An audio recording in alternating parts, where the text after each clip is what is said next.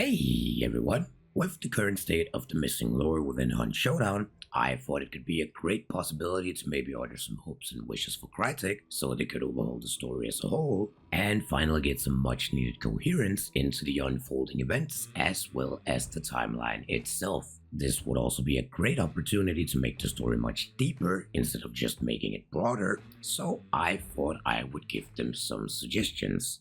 Now, it is not exactly a secret that I haven't enjoyed the event lore, but luckily for me, they aren't canon. They're canon. God damn it, Rye. Well, either way, I am gonna do this, and then we're gonna pretend that none of it ever happened, transpired, or even existed to begin with. There you go. Your memory has now been wiped clean, and we will now start over from the death of Huff, or rather in 1896, after the AHA begins to crumble and the different factions have broken into all-out war. Now, what could we do from here? There are actually several plotlines that could serve as the main story itself, while others could function as branching side stories, giving both depth and context as we expand on the main story. So let's start with the main plot, the AHA. Dr. Huff Jones has just been killed, and Finch is struggling to bring the AHA back to order. This will function as the main plot of the story, following Finch in his attempts to continue and conclude the mad experiments that he and Huff were both conducting. This will function as a slow cooker, allowing the plot to dive into Finch's frustrations and challenges now that he has to both run the crumbling organization, but also has to manage his research on the sculptor, the corruption, and his own twisted creations using all of this in one big crock pot of chaos. This will give rise to the mysteries of what were Huff and Finch actually trying to achieve. Was it immortality, transcendence, or perhaps something else, something far more sinister? There are plenty of options to choose from in terms of motivation and outcome, which will all function as the end goal for the plot. Here we could bring the twins into play as well, as they are absolute powerhouses. If there was a step above the term legendary hunter, it would definitely be the twins. At this point in the story, they have decided that Lynch is the antithesis of Louisiana's salvation and have chosen to directly oppose her.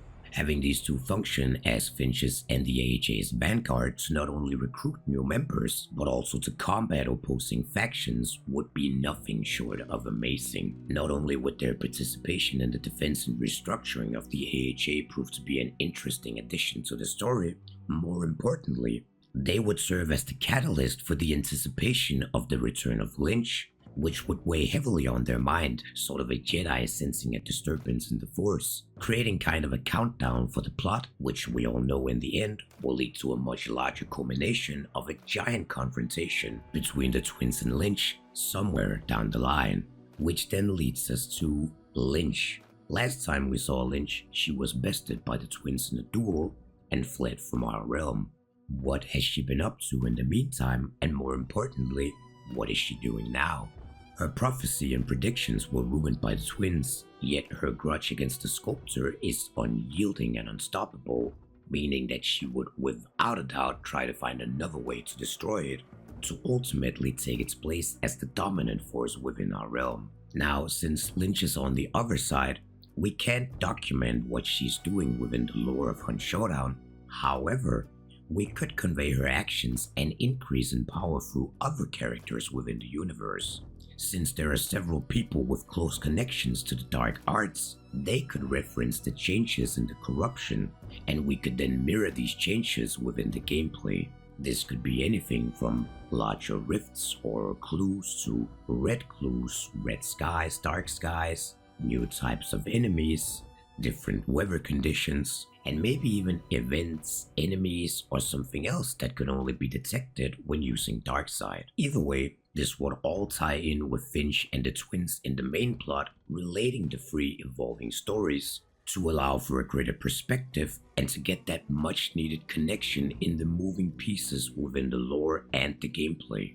Ultimately, Lynch's aspirations will tie into a confrontation with Finch and the twins at the peak of his research, as he, just like Huff, doesn't seem to want the eradication of the corruption, but rather to maintain and harness it. Yet this time, Lynch will be prepared for the twins and have a trick up her sleeve.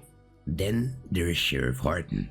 Now, here's a man who's quite familiar with most of the major movers within the main plot. He is, like the twins, a protege of Lynch, and has through the AHA worked with both Finch and Huff. This is why that once it's revealed that Lynch will return, he is absolutely certain that the fate of mankind cannot rest on either sides, as neither of them wants what is best for our realm.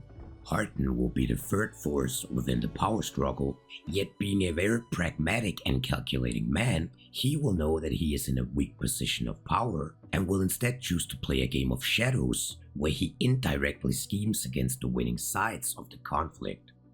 This will introduce Marshall Brewer, whose infiltration of the AHA will finally come into play. Hardin will, through Private Eye, learn that Marshall Brewer has infiltrated the organization and made quite a name for herself.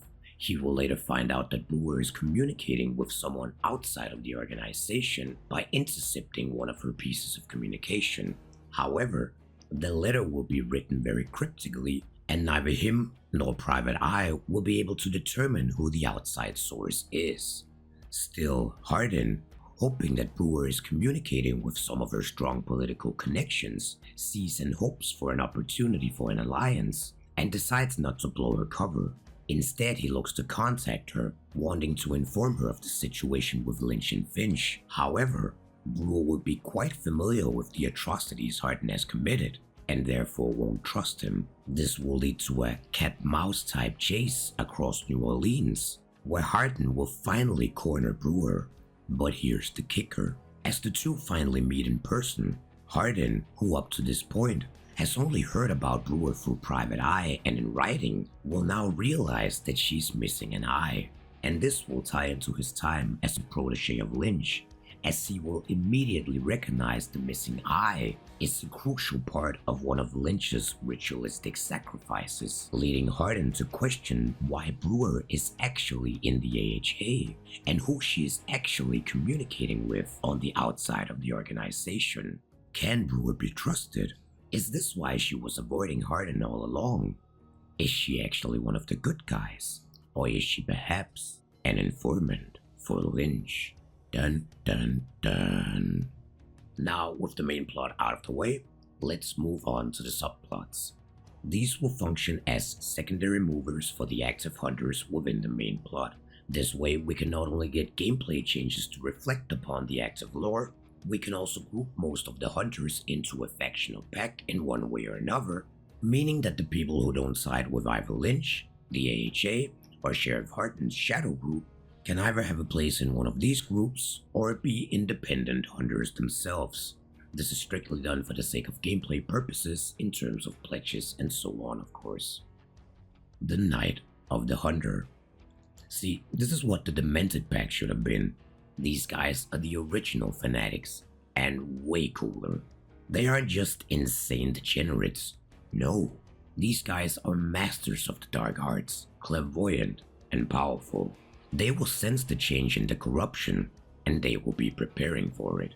We will see a dramatic increase in their presence across all maps, with the ritualistic markings written in blood that they are well known for, popping up written on walls within compounds, as well as actual physical rituals taking place across Louisiana as well.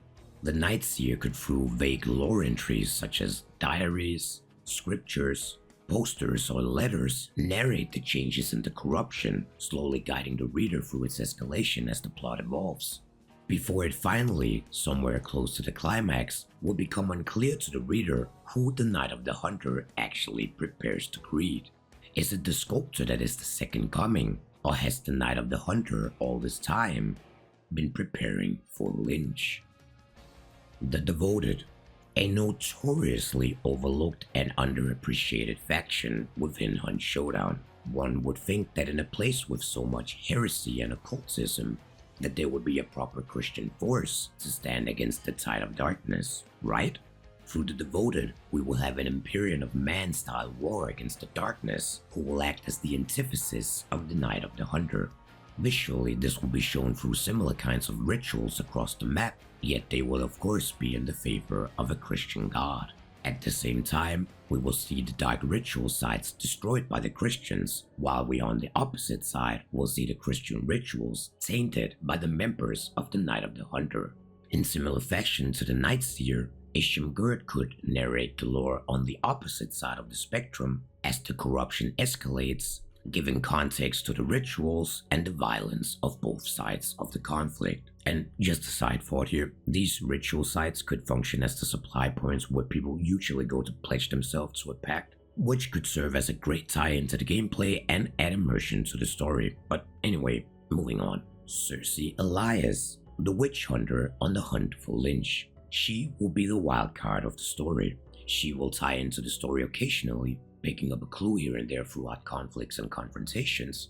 She will also have run-ins with several major characters throughout the main plot as she tries to piece together the location of Lynch. She will work closely along with Harton, trying her best to get into the AHA, hoping to gain an opportunity to get close to Lynch, undermining the aspirations of Finch in the AHA at every chance she gets. However, somewhere along the story, she will have a run-in with the Prescient.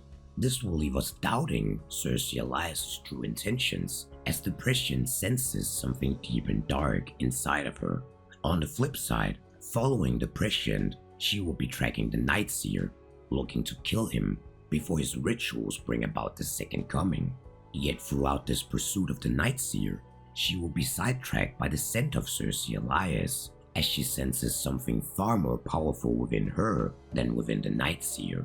At the proximity of the climax, the Prescient will see the dark tendrils that has taken a hold of Cersei from the other side, realizing that the witch hunter is actually a shadow of Lynch, another physical manifestation of her energy within our realm, who this whole time has been hiding in plain sight. She could even take a stab at one of the main characters through her tiny arc of influence, offering some pre-showdown before the actual showdown, just to emphasize just how much power Lynch has accumulated since the last time we saw her, sort of a foreshadowing for the final climax. Now, the climax of the plot will be the emergence of Lynch between the layers of reality, as Lynch will try to destroy the sculptor for good. And since we want this story to continue, Lynch is the thing we will have to kill, not the sculptor, because, we want to continue to play on Showdown. Yet I want the conclusion to be a bit more special than usual. So this is how I see it playing out. The players of Hunt Showdown will finally get to transcend the rifts and fight Lynch on the upper side. This means that the first players to collect the 3 clues will get to know the location of the transition ritual. However, upon triggering the ritual, there will be one of 2 outcomes. Number 1, the sky turns red and a large rift is created. The players can then go through the rift and transition into the other side. Here, Lynch is introduced as a boss, and the players will have to fight her for the conclusion of the season's lore. If you imagine it something in the style of the witch from the original concept of Hunt Showdown, all players who enter the rifts afterwards are then teleported into the same realm, meaning that everyone is locked together in the area where Lynch happens to be.